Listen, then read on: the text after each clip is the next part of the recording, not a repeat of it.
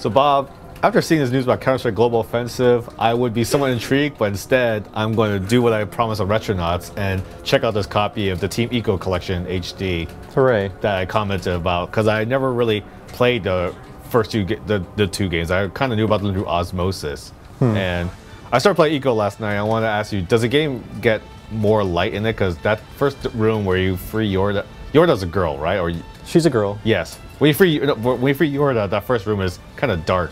Right. It took me a while to like climb around and figure out where to climb up and like open the cage and stuff like that. Well, if it makes you feel better, I think that game was made famous by its bloom lighting. Okay. So you're going to be in a lot of really washed out outdoor atmospheres coming up. So it's not always dark and dank. Okay. Yeah. Yeah, but that that one is like it looks pretty nice, but you can tell it is a old game, and it does look super spruced up. But I'm playing Shadow Colossus now, and I have to say the one thing I'm noticing right now is no input lag. I mean, was that something you really noticed when you played it back in the day, or maybe that was just me being picky? The only thing I remember being a problem was the frame rate. It was probably maybe 15 to 20 at best in that game. It wasn't unplayable, but you could tell the PS2 had aged significantly from the very beginning. But it was still a pretty impressive game for the time. But now, is it 60 frames per second? No, I think it's 30, but I would say 30 frames, which is still better than 50 to 20. It's still nice, and I don't know, for some reason when I was playing it, the first time I tried to get through the first couple of Colossi in the PS2, it was like the frame rate and the input lag kind of stood out. Like when I would hit the square to like, try to stab something, I remember there was a noticeable time delay, at least on my system. Maybe my TV set was kind of weird, but now it's kind of nice to be able to play what I'm doing right now, but without, smooth frame rate and without input lag. But I'm just remembering, in my retcon board, the control's always kind of weird, because I'm now just running into it like, oh, triangle is the jump now, and and you have that kind of R gripping mechanic. It was sort of like one of those weird Japanese developer idiosyncrasies where they develop the controls the way they want to, so they don't exactly follow the grammar of what games usually follow.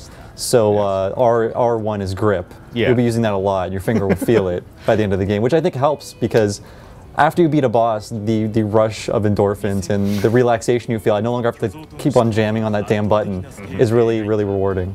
And also, how do you feel about the way aggro the horse controls? I think just recently playing something like Red Dead, where that's normally like, you push a stick forward and the horse moves forward, but this one, you basically control you, but not the horse. And how do you feel about that? It's not an ideal setup, but in doing that, they make that character feel more like its own thing, its own animal, and I think your connection to that companion really pays off later in the game. I won't give anything away. All right. Yep. And lastly, I'll just ask you kind of quickly, how do you feel with the fact that because it's like now this re-release is on the PS3, so there's trophies attached to it? Like, do you think that kind of weirdens or cheapens the experience, or are you like not bothered by the fact that like when you kill Colossus, when you get more Colossi, or when you free Yorda, it'll be like ding, you just did something? I don't really like that. I hope there's a way to turn that off, but I doubt there is. But the original game did have a sort of achievement system where if you would go back in after you beat it, and if you beat the monsters at a higher difficulty, you would unlock different items you could use in the main game. So they had their own sort of achievement system built in, but it wasn't as disruptive as what's happening now. It wasn't like hey, like here's a noise and an icon pops up. Yeah, which is weird because killing a Colossus, or Colossi, whatever, is a really somber, sort of strange feeling in the game. You don't know if it's a good thing or a bad thing. So I think that little message popping up might interfere with the narrative a little bit, but maybe it wouldn't ruin the game, I don't think. All right, but thanks for walking down memory lane for a game that you've actually played. Yes, and telling me about a game that I've only learned through osmosis, and I can finally finish for myself. Yeah. I'm not going to go back to looking at our website for current news and stop looking at old things. Oh, I'm sorry. Right.